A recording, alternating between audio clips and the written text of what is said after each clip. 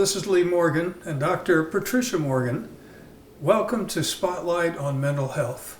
In just a few moments, we'll be visiting a place where you would never think of having mental health issues. We are going to the Dulles International Airport. Dr. Morgan, tell us about who we're going to see there. Wherever there's people, there are mental health issues. And so we're going to be visiting Travelers Aid. I want to read you the mission statement of Travelers Aid. Their mission statement is to provide professional services to people who encounter problems beyond their control related to separation from home, family, and social support systems. This is their logo. To look for it in various airports, bus stations, train stations is where they practice. They were founded in 1851 to help people that were moving out west, particularly for young girls and women who were traveling alone. That was really their first focus. In today's world, they increasingly help the homeless as well as people involved in domestic violence. They have the access to many crisis lines that can help others. They have 2,200 volunteers in our country. They are an international agency, having places in Australia, China, Puerto Rico, and other places in the United States. They actually are one of the oldest social service agencies that ever came into being. We're going to be talking with Sally Harvey, who's the program manager at the Dulles Airport. And they have a vast experience there. They sit at 14 different places with 400 people that are helping others. And they really have a vast presence at the airport. So look for them when you go. Okay, very good. Stay with us. We'll be right back after these messages. Wherever there are people, mental health is important. Essentially, mental health begins with your relationship with yourself. Then equally crucial, mental health is in the home, where you are teaching and modeling good mental health for your children and significant others. Mental health in the workplace focuses on work-life balance. Tune in each month with Lee and Patricia Morgan on Spotlight on Mental Health, here at Fairfax Public Access. Why would you bully me? Why would you bully me? Why would you bully me? Because it makes you feel cool? Because I'm different? Do I touch a nerve? Does making me feel bad make you feel good? Why? Why? Why? Bullying hurts. Bullying abuses. Bullying kills. Why would you bully me?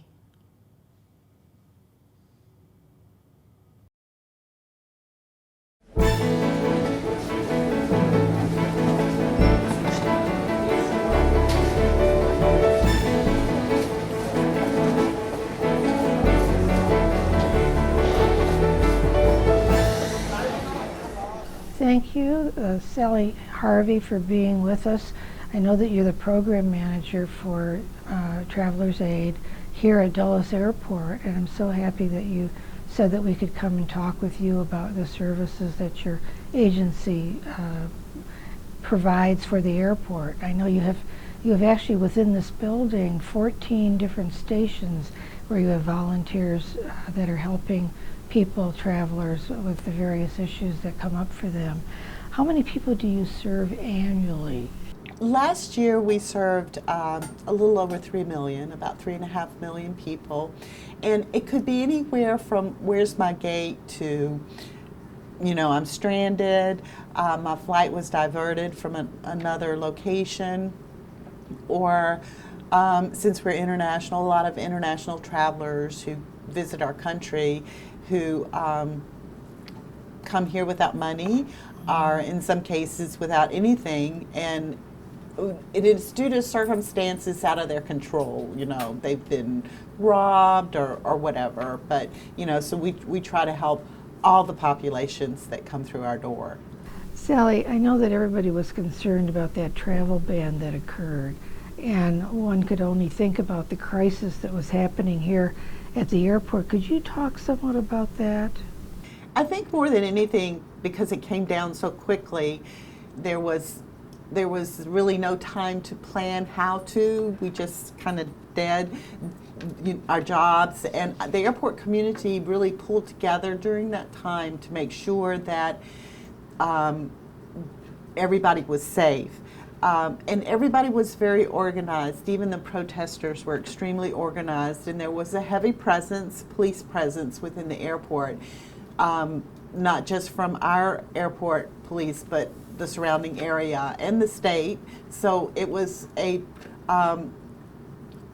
it was very defined in terms of where the protesters were. Our desk is located right in the middle of where the people deploying on international flights.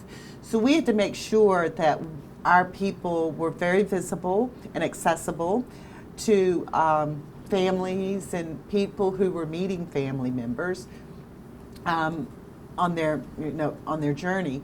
So our people, I always made sure that there were 2 volunteers there as well as a staff person, so that we were very accessible and we could help them. One of the problems that we see is that people don't realize how long it takes to go through the process once you come to the country. So there was a lot of anxiousness.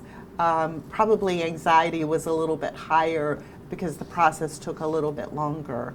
But from a person landing, it could take them anywhere from 30 to 45 minutes to just arrive at the International Arrivals Building, where they have to go through the customs process. So it was an educational process, ongoing, and but it was very well organized. How do your staff do an intake? I mean, when they first meet somebody and they're going to be giving them help?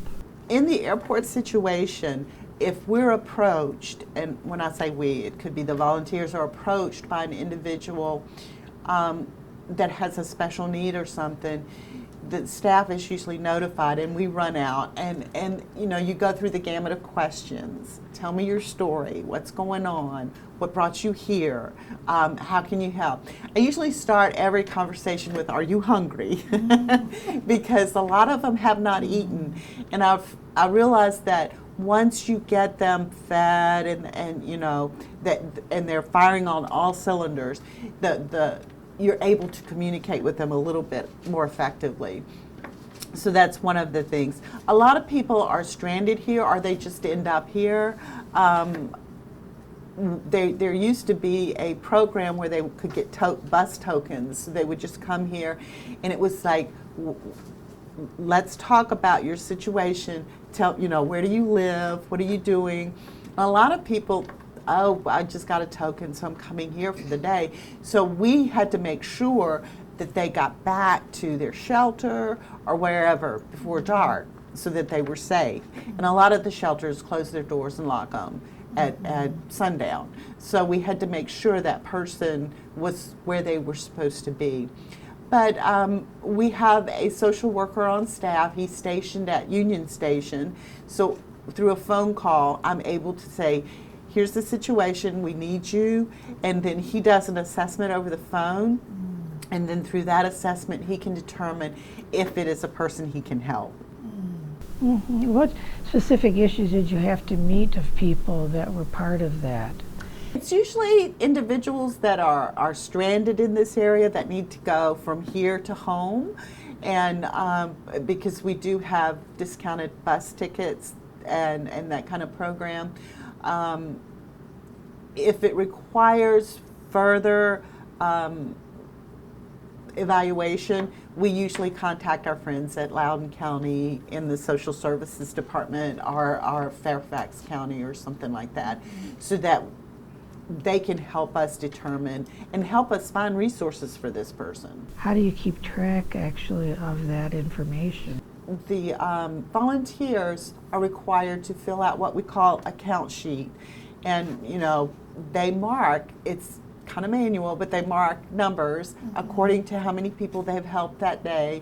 And for special cases, there's a place for them to write it up, or if they weren't able to reach us, or if it was a case they were able to solve themselves, or, you know, there's many ways. If it requires further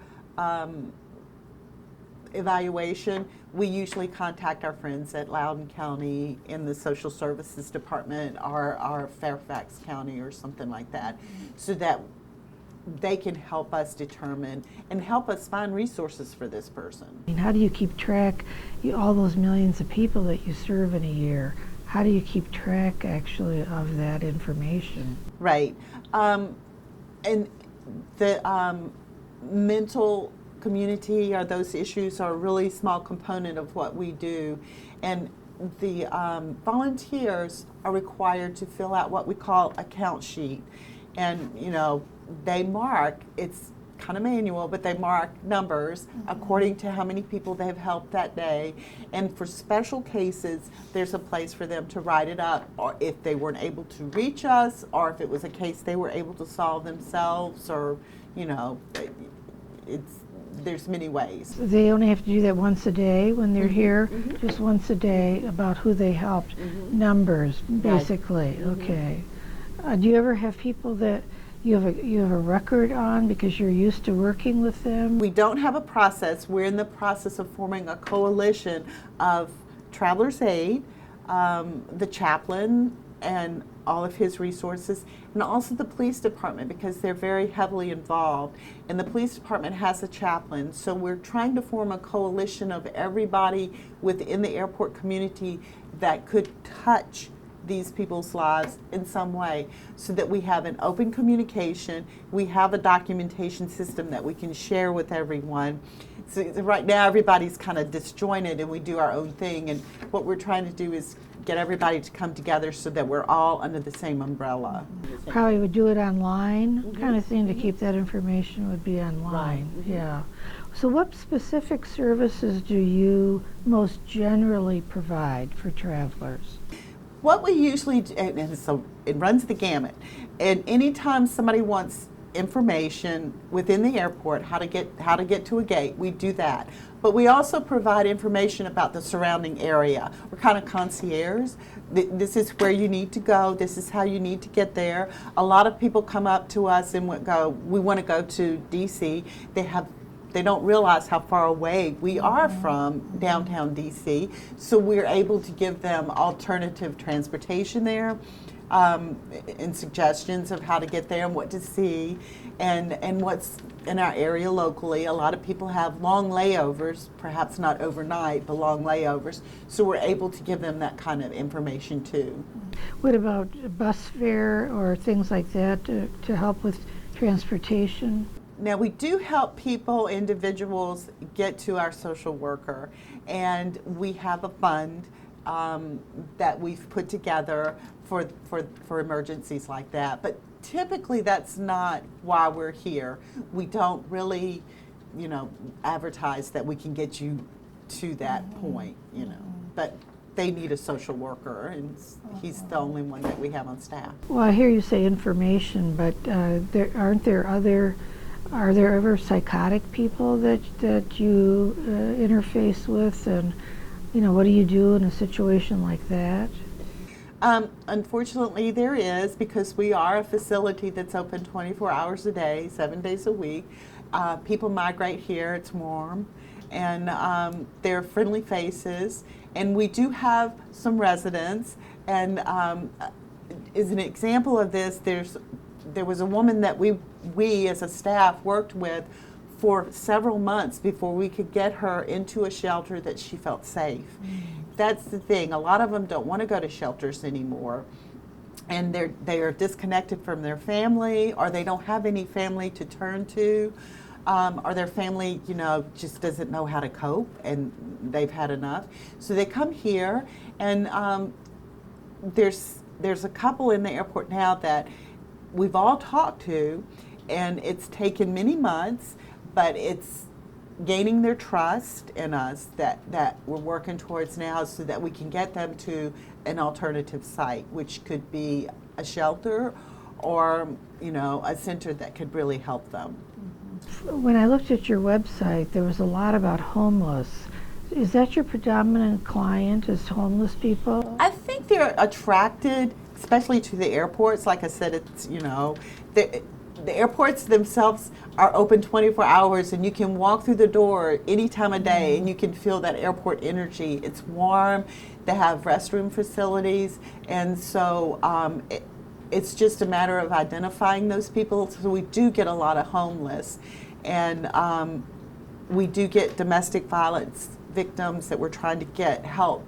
We have a network across the United States, which is what's so great about Travelers Aid, because I can pick up the phone and call somebody in Washington State and say, hey, this person is going to a shelter here. She's a domestic violence victim and we need to help her. And everybody's like there, ready to help. And so we do have some homeless people. And I've helped the State Department with an international kidnapping. The mother was trying to reach her child, and after 17 years they connected, and what a heartwarming story that was.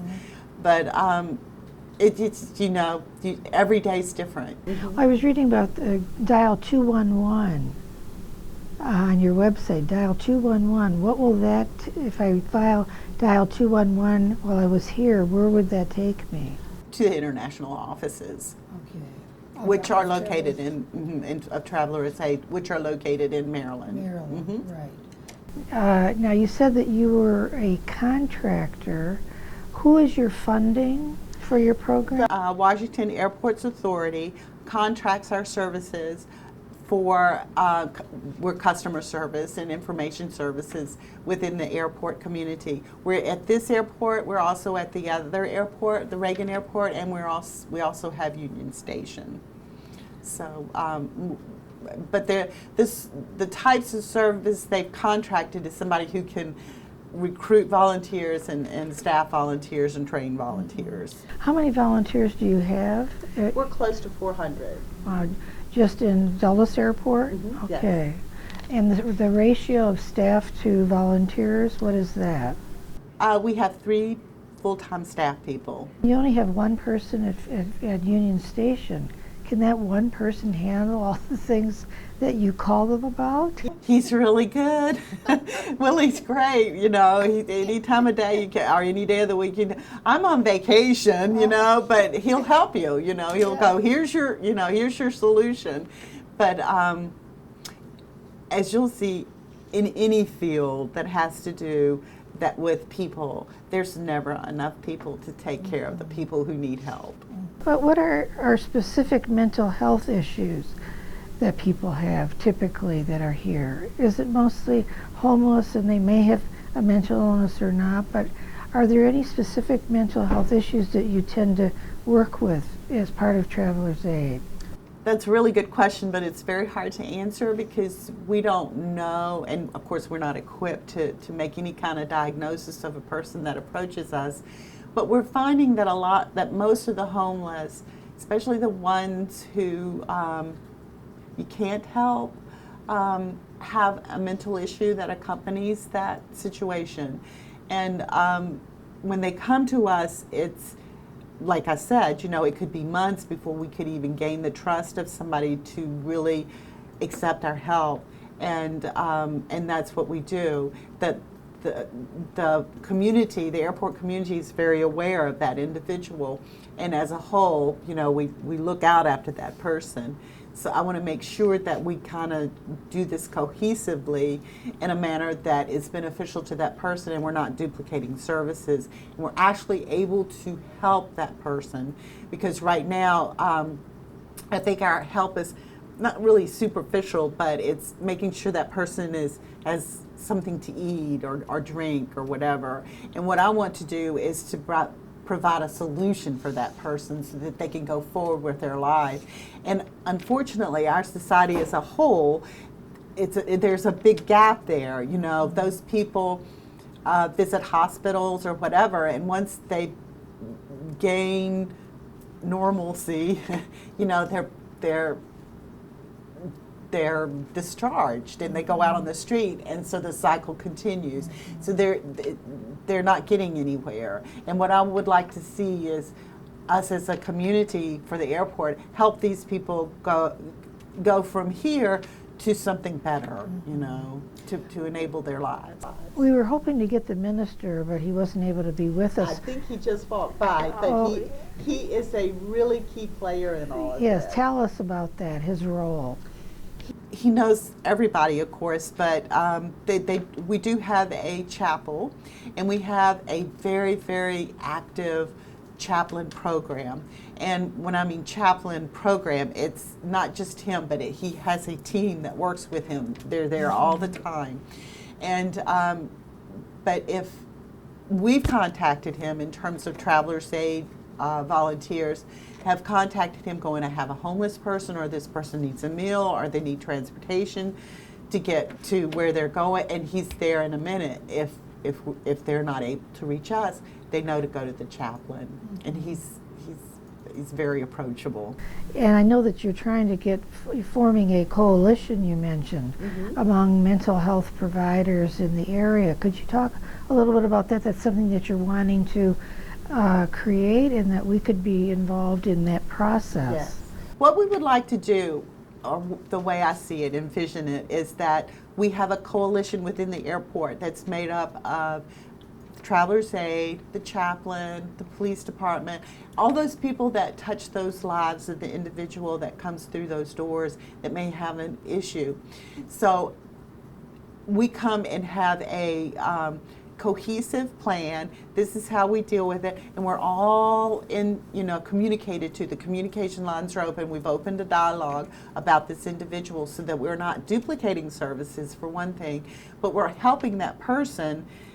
You know, there is power in numbers, so that our forces are helping this person get out of the airport and into a better situation. And that's going to involve reaching out to individuals like you and people who deal with issues for mentally ill people. Job description for volunteers. I know that you gave me a pamphlet that I'll be looking at, but could you kind of summarize that? Our volunteers are expected to give us a year. We ask for a year commitment because of the type of training they receive and the hours that we invest in them. Plus badging and all that comes with the airport has a price tag to it.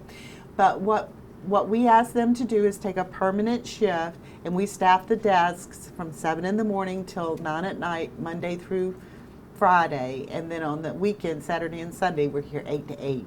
So we ask that they take a 3 to 4 hour shift every week. Of course, we allow vacations and all that stuff. We understand, because the population that is accessible to us are usually retired, so they've been through all, their professional life, and they just want to give back. But those people can help any traveler, say, find the restrooms or find their gates, or help them rebook a flight or whatever, or even just helping them locate a restaurant in the building. Thank you so much, Sally, for having us come here and learn about your program and all that you do. And we'll be part of your coalition in terms of Spotlight on Mental Health. Thank you.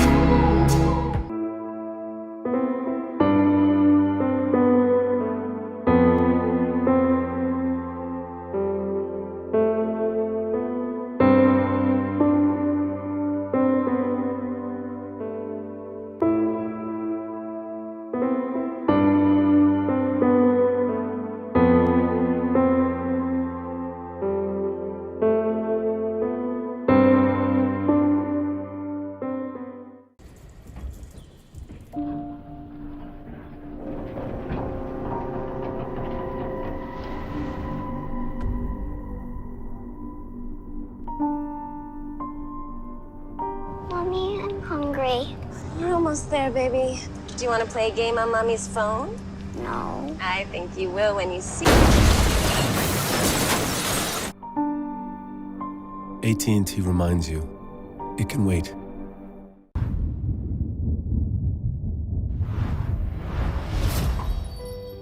You may not realize it, but these words, often used to describe someone with a mental health condition, can be very harmful. In a country where 1 in 5 people are affected by a mental health condition, it's time for all of us to step up and change the conversation. Just because someone's struggle isn't obvious on the outside doesn't mean they aren't hurting on the inside. We need to see the person, not the condition. Join with me, pledge to be stigma-free. That's our show for this time, and be sure to stay with us on our next program for more Spotlight on Mental Health. This is Lee Morgan and Dr. Patricia Morgan. Be safe, and remember, good mental health starts at home.